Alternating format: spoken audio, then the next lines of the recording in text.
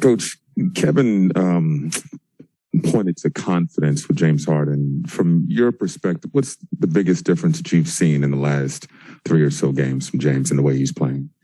I think it's a combination of things. I mean, I think let's be fair. He has trended in a positive direction throughout the season. There's a big gap to overcome having that inactivity. So let's not underestimate what that's like. I think, ironically, him being out with health and safety gave him some rest, a reset, and he came out of it, exceeding expectations, but seemed a little more explosive and had more pop.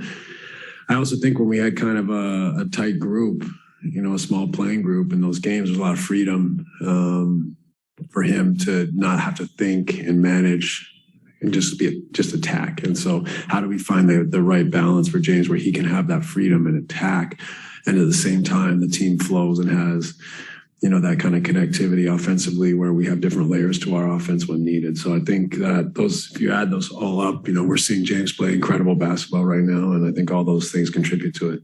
You had Clax and Aldridge start in the last game. You have some flexibility when it comes to your bigs. What are you looking for as far as the rotation with your big men? Well, Nick is a unique profile for us. His versatility defensively. He's able to guard on the perimeter. He can protect the rim. He can switch, or he can play a big with his activity and length. And offensively, he's a rim roller. Gets some offensive rebounds and gives us length at both ends. So he has a unique profile with his activity and length and athleticism. We know LA gives us that veteran presence and shot making. We know BG is able to give us physicality, some shot making, some playmaking. So, you go down the line, they all have slightly different attributes that we are trying to put them in a position to succeed. And that's a process when you have a bunch of guys that have different roles. Steve, you always stress kind of building cohesion and continuity with so many guys being out for a stretch and now everybody's back. Is a little bit of a reset for the whole group in that regard? Yeah, I think that was part of our last game. I know we were a little sloppy or careless with the ball. It really hurt us, but having so many bodies back and so many guys like the centers and like our slashers that are of similar ability. It makes it difficult. And I think sometimes when you don't have like that, we're not going to have tons of continuity with the way things go in this league and how we have so many guys that are, deserving of playing time, but similar in ability to their colleagues. It can be a challenge. And so that's just something we have to work through. We have to look at it as a positive thing. We have to try to keep everyone playing for something bigger than themselves and trying to figure it out as we go along. That's a huge part of what these, last kind of 4 or 5 months will be about.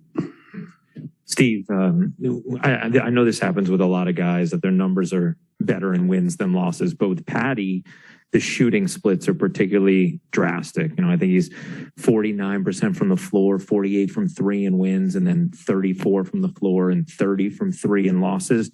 Just wondering, are you seeing, is there causation there? Is his shooting very significant to tipping the scale in wins and losses for you guys, or what do you make of it? I think a big part of it is that he's we don't have Joe Harris. So we rely so much on Patty's shooting. And when he has an off night like everyone does, it really hurts us because we don't have Joe. We don't have a ton of, shooters in the lineup, so to speak. With Kyrie being out and, with stretches of Kevin being out, it's put a lot of pressure on Patty. And he's been incredible. But when he does have,